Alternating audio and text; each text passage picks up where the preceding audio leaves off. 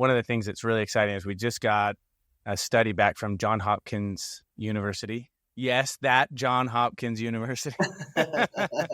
And they did a study on the efficacy of Flashlight 360 on student achievement. And, basically by students using Flashlight, just 2 times, which ideally they'll use it like 10 or 15 or 20 times throughout a school year. But just using it twice, those students scored at 25% better than the students who didn't use it. So we're pretty excited about what this means. Startups with Stu is a podcast for anyone living or wanting to live the startup life, either as a founder or a team member. Your host, Stuart Draper, was a 9-time Inc. 5000 honoree before age 40. This show dives deep into the exhilarating world of entrepreneurship with guests that are seeking advice from Stu for their startup or business owners that want to share their entrepreneurial journey. Listeners always walk away with actionable ideas of what to do to take their startup to the moon. Startup life can feel like a roller coaster ride. And with Startups with Stu, you're likely to turn your roller coaster ride into a rocket ship ride. Get ready to uncover the secrets to startup success from visionary founders and savvy investors who've transformed groundbreaking ideas into thriving ventures. Today we have with us Mr. Justin Hewitt, the founder and CEO of Flashlight Learning. Thank you for joining me today, Justin. Oh, Stu, what a pleasure. I'm so excited you're doing this. This is awesome. Yeah, always a pleasure for me, especially to be with an entrepreneur, but especially an ed tech entrepreneur and one that is off to a fiery start. You guys are crushing it at Flashlight. It's been a fun journey. At Flashlight, we serve kids that are learning English as a second language in school districts around the nation. And really what we're doing as far as helping, teachers understand where their students are on their language journey, has really been impactful and it's resonated. So it's been neat to see it spread, from district to district across the nation. We're not in all of them yet. We still have a lot of work to do, but we've got a good start. What's your estimation on total students helped so far? As far as total helped, we're over 200,000 students. Currently, we're serving a little over 125,000 kids, and I think we're almost to 350 school districts. We're now serving kids in 41 states. So it's been kind of a fun, quick journey. We've been able to land in some places and make a difference. One of the things that's really exciting is we just got a study back from Johns Hopkins University. Yes, that Johns Hopkins University. And they did a study on the efficacy of Flashlight 360 on student achievement. And, basically by students using Flashlight, just 2 times, which ideally they'll use it like 10 or 15 or 20 times throughout a school year. But just using it twice, those students scored at 25% better than the students who didn't use it. So we're pretty excited about what this means and what it will say to kind of new school districts, because what they'll be able to do is look at it and say, okay, if we implement it well, we're going to get good results. Awesome. So how'd you get into the game of education? Oh my gosh. What an amazing place to be, first of all. Like I love it here. And long story short, I was doing an internship at a venture capital company that I had kind of talked myself into. I had done door-to-door sales before that. And I had made a little bit of money and I wanted to do this internship. And so I was talking with the guy and I said, hey, if you guys don't even have to pay me and I would love to come and do it. And he said, well, that was like the magic word, I guess. So I got in and was doing this internship with all these Ivy League MBA candidates. And anyways, met a guy that was recruiting there and just loved the idea of like helping people find great jobs and their next spot, and ended up going to work at a recruiting company afterwards, like an executive search firm, and had absolutely zero success. I never placed one person. I was covering banking in the fall of 2008, and that was not a very good time to be trying to help anybody in banking find a job because banks were trying to let people go. And anyways, after I left there after about 3 months, and that was like one of the hardest moments of my life, to be honest, because it was like I had completely failed, had no success, was miserable. But a guy that I had started and we had quit within a day of each other, he had the door-to-door background too. We talked a bunch and ended up, while we were looking for our next job, and he told me about his buddy that was working at Imagine Learning and that they got to sell something. It was like helping kids. And one of the things that stuck out to me is he's like, yeah, and he's done it like 3:30 in the afternoon because like school's shut down. And so I looked into it and was blown away that you could actually make money like selling something to schools and like go make a difference. Like who knew schools had money for stuff like that, you know? And so I reached out to, you know, one of the founders of Imagine Learning and asked him if I could come and learn more. That was a strategy that I had kind of learned from that recruiting company. And anyways, he brought me in and they didn't have a job for me at the time, but I called every week for the next 3 months and eventually they found me a spot on the phones, you know, making cold calls, you know, so. No, that's so cool. So you started doing cold call sales for Imagine Learning and ed tech in the K-12 space.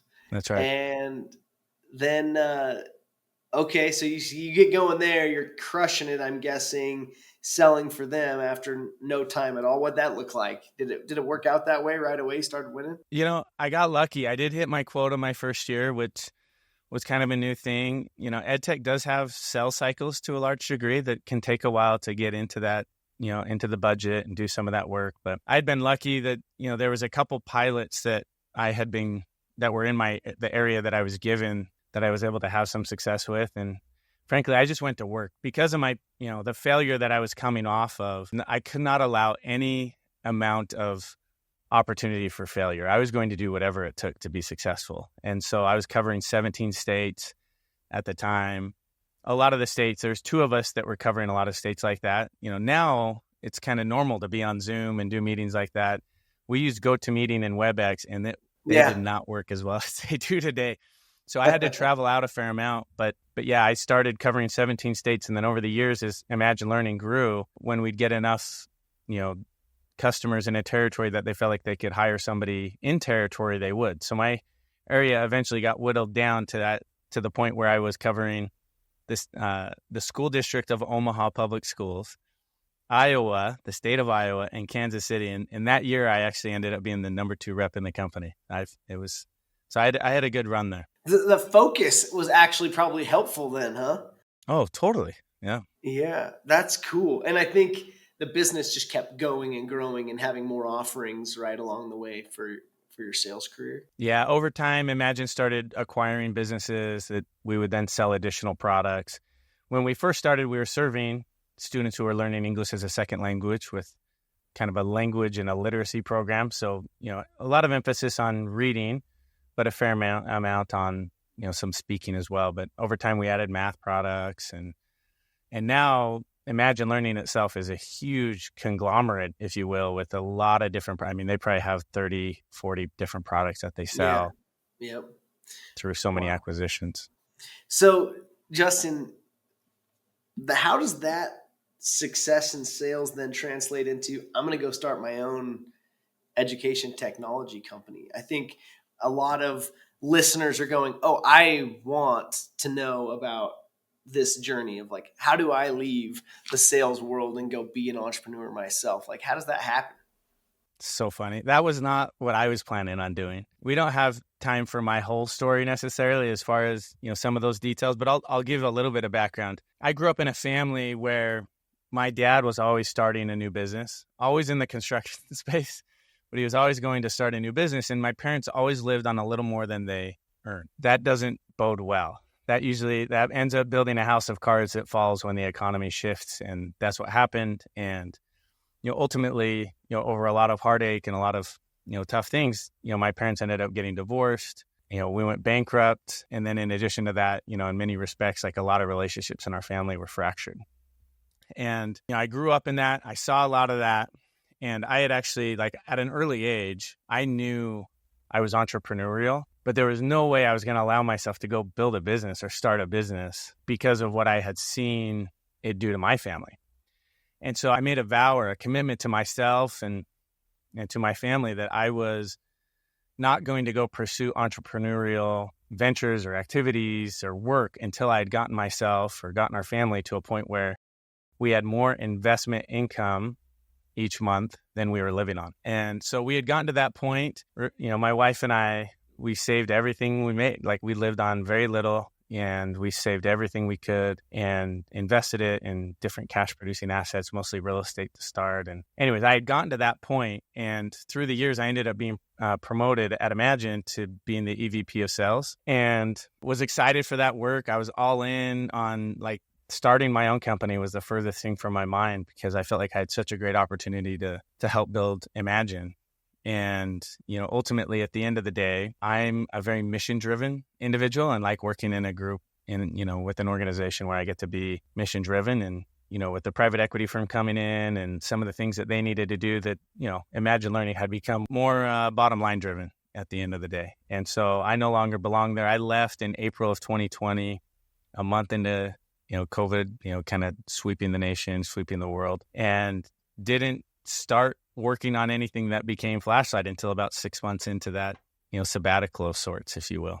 So that I don't know if that makes me a reluctant entrepreneur. I wasn't reluctant necessarily, but I had to make sure that I had, my bases covered before I felt like I could take that leap. And it is a leap. How did your wife take that? Was she like all on board for it? Rebecca has been the very best, partner for me in so many different ways. But yeah, I mean, this is all the stuff that we've talked about for years. Like when we were early married, just newlyweds, we'd walk around, the little area where we lived, and we'd talk about the stories of what we wanted to build. And we had this figure eight loop that we would do. And we would just talk, we'd walk 5 miles just talking about our dreams and what we wanted to build. And a lot of that's come to play. I mean, we have more kids than I think we thought we were going to have. We have 6 kids today. And, I think in some respects, we've probably had a little more success than we were kind of planning on, because in those days when you compound things out and you're planning and you're strategizing, you don't realize that there's going to be some times that you get, some pops or some jumps if you're really working hard and doing things right. Yeah. So 6 kids. How many of the kids were born at Imagine Learning versus how many were born after at Flashlight? 5 were born when I was working at Imagine, and then 1 was born just about a year into Flashlight. Kind of fun. Awesome. I remember telling one of the early investors in Stukent that I was going to have more kids, and they were like worried that I wasn't going to be able to succeed if I did that. And, that's not how it works. I think there's always a way if it's what you want, if you want to go work for it. What's been the secret for your success being a dad? I noticed, by the way, earlier you're holding up your wrist. You had a Best Dad Ever bracelet you were rocking. So how do you win Best Dad Ever award and Best Founder CEO award? Oh, well, I haven't. I don't know if I've actually won the Best Founder CEO award. I can't wait to get a bracelet that says that on it one day maybe. I think a big piece of, starting a company and being a dad, because it's interesting. I think a lot of companies are started by, folks that don't have much to lose, right? That don't have a lot of responsibility, or, maybe they're in their later years or whatever. But I think for me, it was really important for me to get our family to that financial spot. And it's allowed us, I feel like, to enjoy the journey more. Like I'm not burning the candle at both ends. There are seasons when that's happening, right? And it does feel like actually that Rebecca and I are burning the candle at both ends to a large degree, but much of that is parenting as well. And the way that, the culture that we want in our family of, having our kids do their piano and gymnastics or dance and basketball and, all these different things that, were pretty formative for us in helping, I think, develop identity, learning how to work hard, learning to fail, right? And learning that like you're going to fail. It's not a matter of if. And when you do fail, you have to pick yourself up. You got to get going again, jump back on that bike, step back into the practice lab, whatever it might be. Like you got to get better. And so, I think that to me is one of the big things, is just understanding that I can do more work tomorrow. There are some things that end up being pushed a little bit, but I always make sure that I get done what's critical, like the things that we have got to do today that's going to move the needle. And, I'd be remiss to not include the fact that, like, I think a big part of it is having an amazing team. Like I've got a great team at Flashlight, some just incredible leaders, early sales partners that came in that just, really figured things out and did an amazing job. Like we have a strong team at Flashlight. So I think it's some of those places, making sure you're investing in the right areas of your life so that you can have an awesome little girl that gives you a bracelet with Best Dad Ever on it, I love it. So are you enjoying the building of your business? So like you did the startup phase, Yeah. early stage startup phase.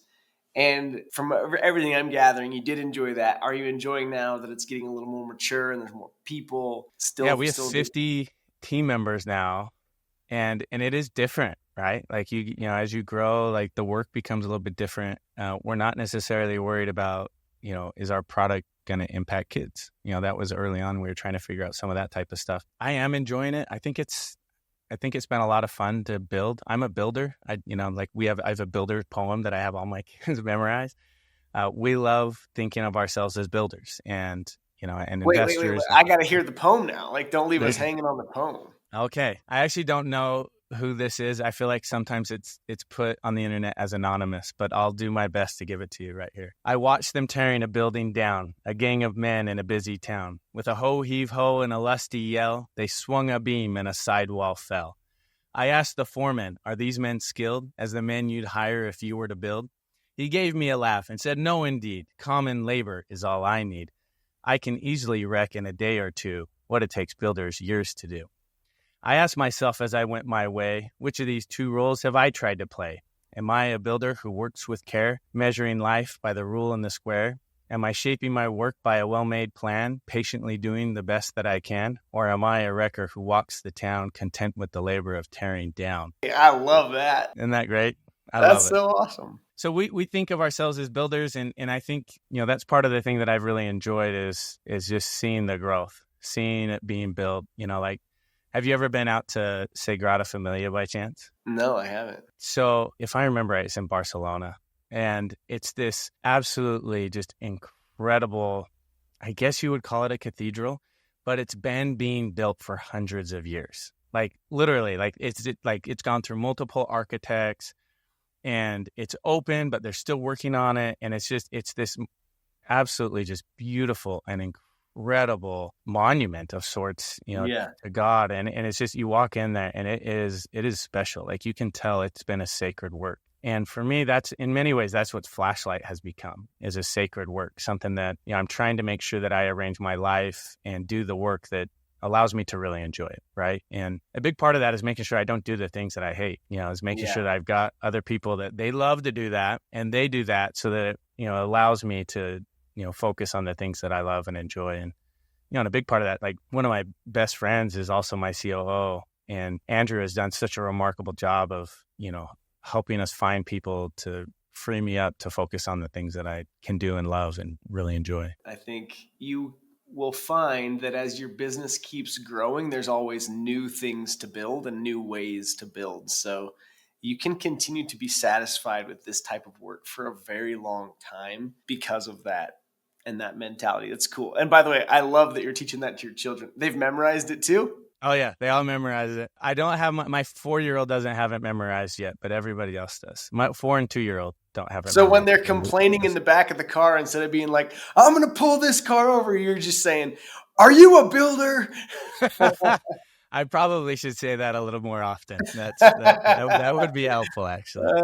That's awesome. Well, Stu, while I've got you, maybe I'll ask you a question if you don't mind. One of the things that we run into as we continue to grow Flashlight is, we don't have an institutional investment group, and frankly, I'm not, looking to go and do that, right? For a lot of different reasons. Like I want to make sure that we get to work on our timeline and we have our optionality. And one of the things that, that creates as a challenge from time to time is, funding shortfalls, right? Whether it's the peaks and valleys of ed tech where, there's lots of, purchase orders coming in and transactions happening. And sometimes a year where there's very few, that creates a little bit of a cash flow crunch. As you grew Stukent over the years, how did you end up kind of financing things through the years? Because I know you took on a little bit of capital, but I mean, relatively speaking, compared to most companies, you took on very little. Yeah, we raised like 350, then we raised like 250, then we raised like 250, and then I got smart. So ed tech founders, if you're listening, I wish that I had learned about bridge money sooner, bridge loans are a great way to fund an ed tech business. So if you make money in September and then you're not going to make money again till January, and then from January you got to wait all the way till September again to make money, and that's how it is in the higher ed world. Right, Different, right. a little bit different for you, Justin, in your world. Yours is almost like once a year, really, in Maine. It's Maine. Yeah, it's the Right? end of the budget year and the beginning of the budget year, and they're right next to each other. Yeah. And so in that case, you have to always find ways to get creative to pay the bills and meet payroll throughout the rest of the year. And educators don't know or care or understand that world that you face. They just want good product and they want it on time and all that. But you're going to have to deal with that. And as you deal with it, you can raise money and give up equity and ownership in your business, and you will pay big for that later in money that could have been yours when you have if someone acquires your business later. And you just give up a lot of control along the way when you do that. What we did was we eventually just took on a private loan where it was interest only, 10%. And turned out those people that gave us that $200,000 were happy to earn 10% on their money. And they let us take like 3 years to pay it back. And so we just paid interest for 3 years at 10%. And, eventually they made really good money on that. And we probably should have paid it back a little faster maybe. But at the end of the day, that 200 grand still would have cost me quite a bit in, 4, 5, maybe even 8% percentage points of the ownership of the business. And so if you can raise some money, some bridge money that's just debt, interest only, that's a good way to go and something I'd consider. I like that you're thinking about holding on to the majority ownership, Justin. I think that's wise. And I think it's also wise to, where you can, bootstrap from here. Yeah.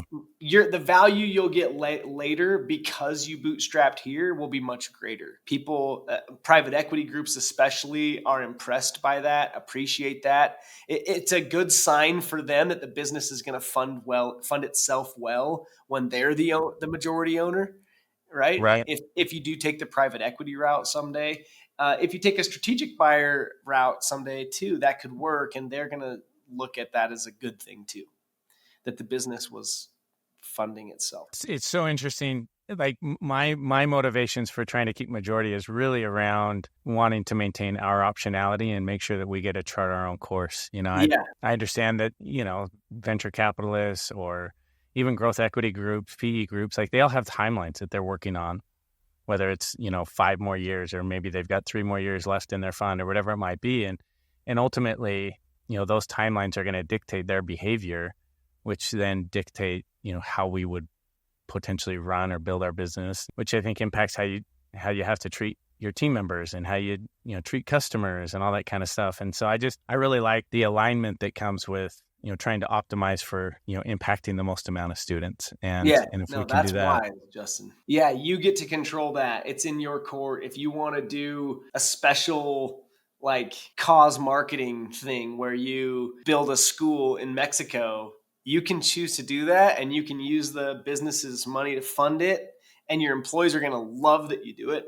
And that's your choice. But when there's investors, all of a sudden that's different, right? They may not be as excited about the school in Mexico or believe that it's the right thing to do for the business. And today you get to make that decision and you call those shots. That's awesome.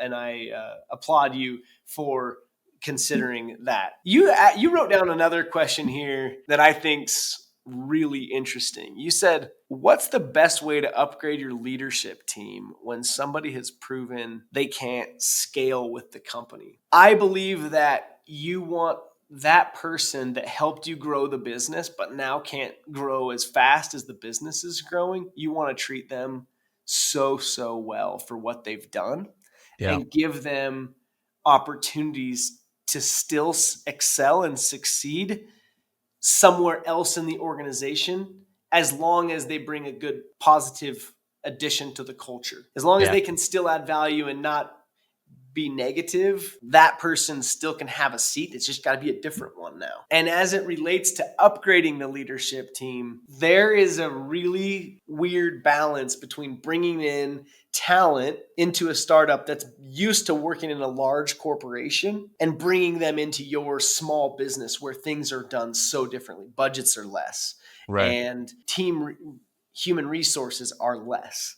Like that leader that excelled managing 200 people may not excel managing their 12 that they're going to get out of your 50 people, right? Right. And Or so three. or three, right? Yeah. Right. And so upgrading leadership is really interesting at your stage. Finding the person, what we used to do, and I would say, look, when we're 2 million, we want to hire people that are going to take us to 10 million.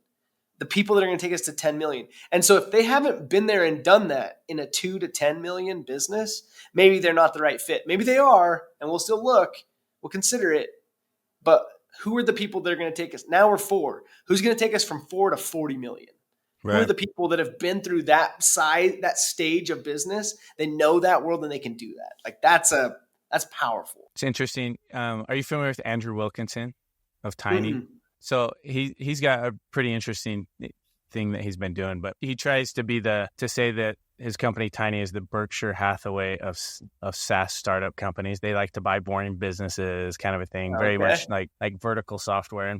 But one of the things that they've had to learn how to do and figure out is he's about our age, is like hire CEOs. And he says that one of the things that he really tries to do is find somebody from the same industry that has ran a business twice the size of the one that they're hiring for. And I thought that was just interesting because then they're looking at, they know the systems that they need to have in place and the processes and, kind of what it will look like. And so it's interesting. It's almost like someone that's been to the promised land and is now going to help take the company there. And, as you were kind of describing, that idea, that really resonated with me because of kind of what I've heard from Andrew and his group. So how do you have that conversation, Stu? I know that we're getting close to the end of time here, but how do you have that conversation with that team member that, has added tremendous value for a number of years, and now it's just the company has kind of grown past where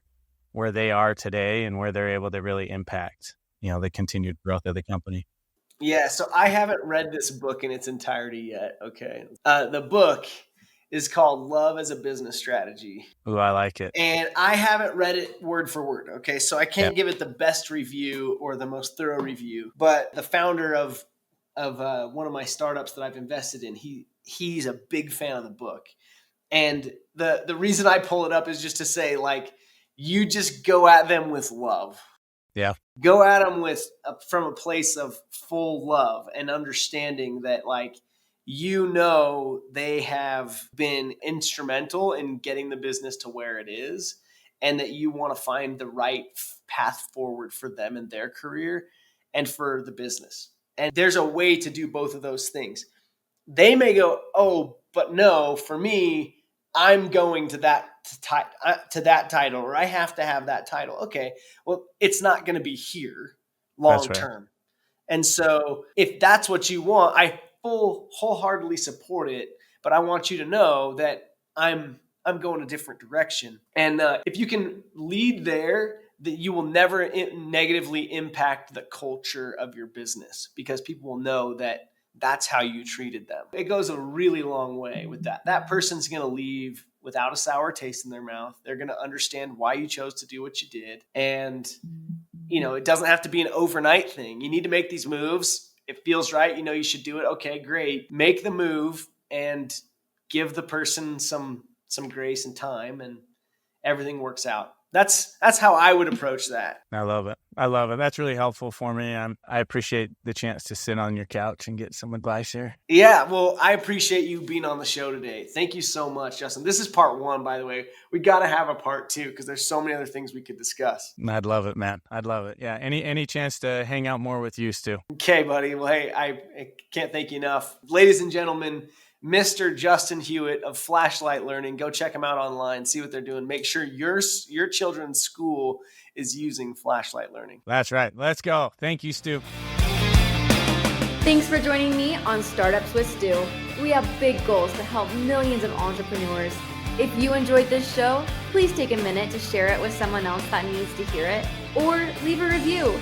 Remember, success is within reach for those who dare to dream big and take action. Until next time, keep pushing forward on your entrepreneurial journey.